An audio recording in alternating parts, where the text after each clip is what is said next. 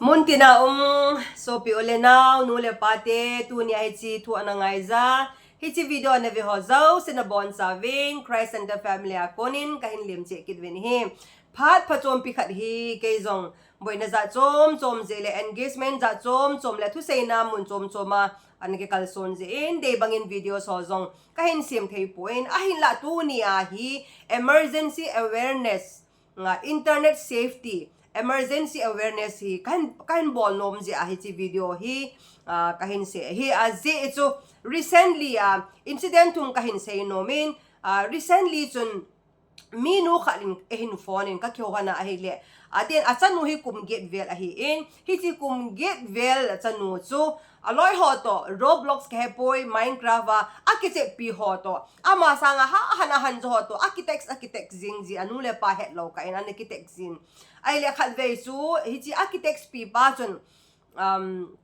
ipiham what is your favorite snacks ipina du penam ne thela ipina du penam atia hile ama hin pizza ti an season he pizza tia season chun hi chi pa hin okay aphai pizza na duwa hile pizza ka hin cho pi ding na namuna na ina ka hong tha pi ding na hi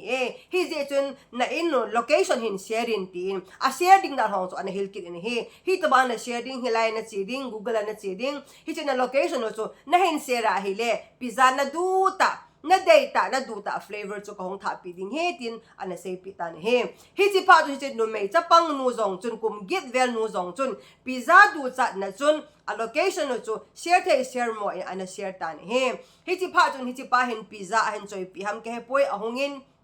hi chi chapang nu zong hin Nuleh pa ko ma sei do lo vin Nuleh pa ama hi chi pizza kila ding chun achitan he hi chi pa hin na in munwa ka hong thelo ding hin na in kom lang wa helai mona chu kan nga ding he tin asaitan he hi chi pa chapang nu achi jing la hin kum get vel achanga ahong po do chu a in veng ho anti khana mu pha in hoya na chi ding ham ipi bol na changa nong po ham ti ado a he le hi chu ho zo hi chu hin sei do tan he chapang nu chun kaloi ho khat to ka ki mu to ding he ati je chun ado a he le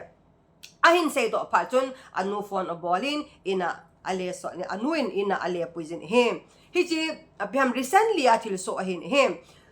chukil incident khat ani na chu ni piham ti le nu mei chapang khari kum sa gi vel a hi in ama zong hi akese pi ho adal khat hin adal ai pong kum som le gup som le sagi ho vel hi ding a hi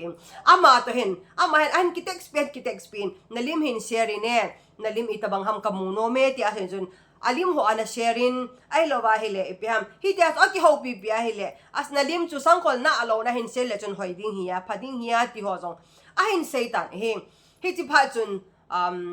pha chom pi zo hin ain ko ti hon ain head ovin chi chapang no chun sa ta in ai ko ti ho in a hi lovin a pho vin he even a hele chapang cha hi vin hi ta banga chu ipiham za chom mi trap mi ko na tha the he vin he nu mei chapang khat nu zo hi chiwa hi le phat phachom pi masang khat zo hi ta en kaloi ho agam nei te khat a hi vin ama zo hi kum som vel a hi Nuleh pa ani hona na tong a hi en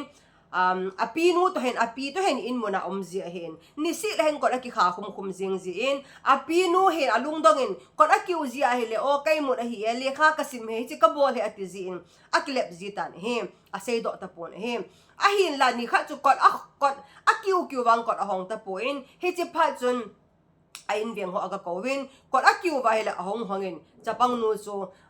ipiham face to face video call mi khat pasal khat ana ki hovin pasal pason a mela ki mo sa pon nu menu video ho cho adavet ita cho anavet nata sa hoida nevet sa in nata sa hilai nevet sa in nang na mel hoye kahin ngai kahin lung se de tia cho ana lep ba hele chunu ana ki lep la dan hi kum som vel hi in hi chi pha nu menu on chapang nu cho akap in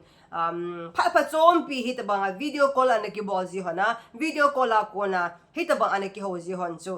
ahin sei do tan he chi pha anu ti ho en zong ke so zong a bol ven na sa tan an boy pi ven he zin tu ni ko hin Nuleh party ho tu la hi nom tang da tang nom le han da le han izati ho hi digital natives agam nate hi ji phone nate digital nate a hi ta ve ai zu ve hin boli in tia ki pho zo ta lo he hi je hi je a chu I pho zo ta lo je o va chu Nuleh party ho in mo pon na lin che in o hi ma sang lai chun ki ho neo lai chun hi ta bang digital ho phone ho laptop ho hi an om be lo je chun Nuleh party ding zong anomin abai za ben he tu la he parenting zong ha sam ma jing he tai a je chu chapang zau si phone a boy chapang zau si laptop a boy game a boy a hit tabang a hi pha Nuleh party ding a so very challenging ma jing ding he zong le Nuleh pa hi na a chu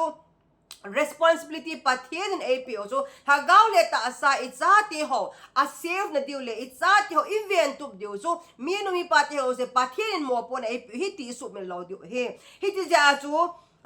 phone is opia tap is opia hi zong le ho poi parental control ho bol koi pi te ding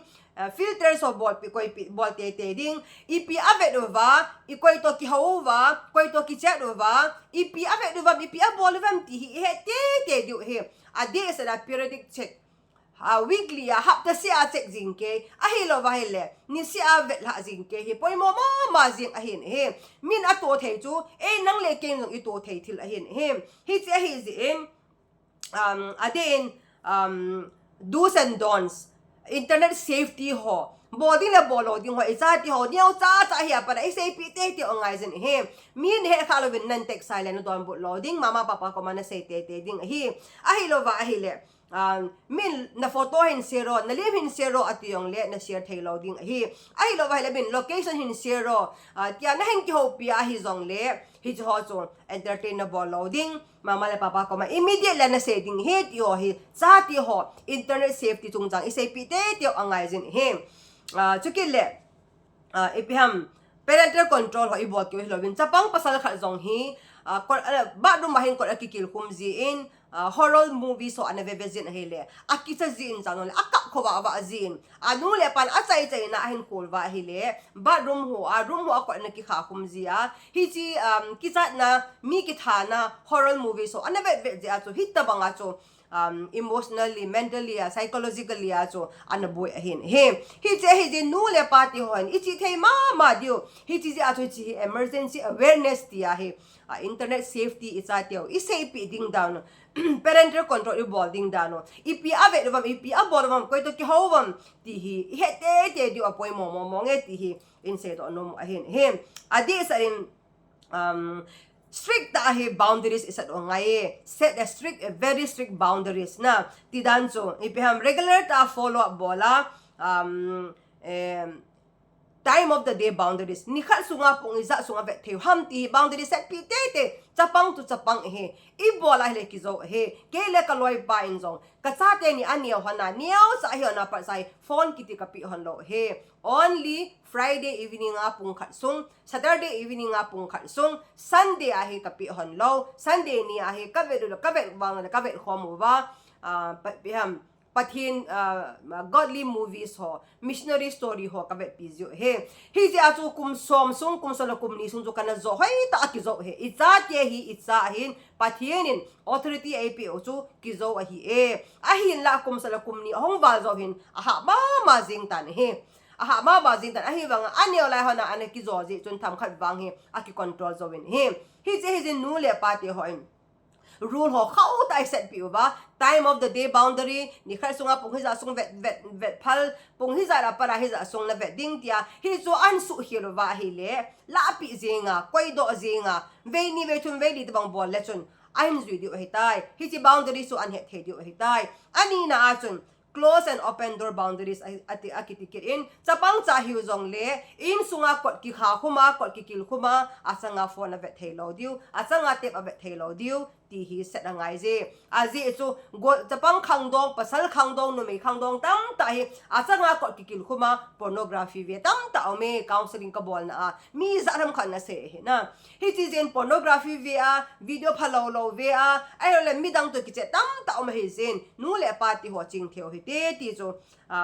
close and open door boundaries ko kha thel phal loading time boundary set pi ding ai lo le do's and don'ts ball ding le ball lo ding vet ding le vet lo ding ita bang bang avet theiwa ita bang bang avet thei lo ham ai le koi to ki ho theiwa koi to ki ho thei lo ham na internet safety chung chang hai mi no mi pa hi na a I cha te a safety na dinga cho hoi ta I hil te te wa I sei pi te wa rules and regulation I sim pi te du hi pakai mina a cha in dinga kain te nom na hi ve chu ti han lang hi le a chung lang a he chi chapang cha kum sob kum ge kum sagi hon boina ato ta bang chu nang le ke jong I to the hi je a chu tu ne he chi emergency awareness ong ki bo thi I gel kho chi over I cha ti ho hoi ta strangers ai lo le hita bong ok tu ahong kise ho za o si chu I hil te wa I sei pi te diwin a chai na dingin pakai men ikitem win hi I gel do jing diu chu Nuleh party ho hi Paten in Chate chunga thunei ding le Chate chunga biam Chate kho kha ding le thagaw le ta sa be kol dinga thai pi hi ti hi isu min lo wa hoi ta panila diu internet safety hi sei pi te diwin pakai men a chai ding kan tem win hi ka ki pa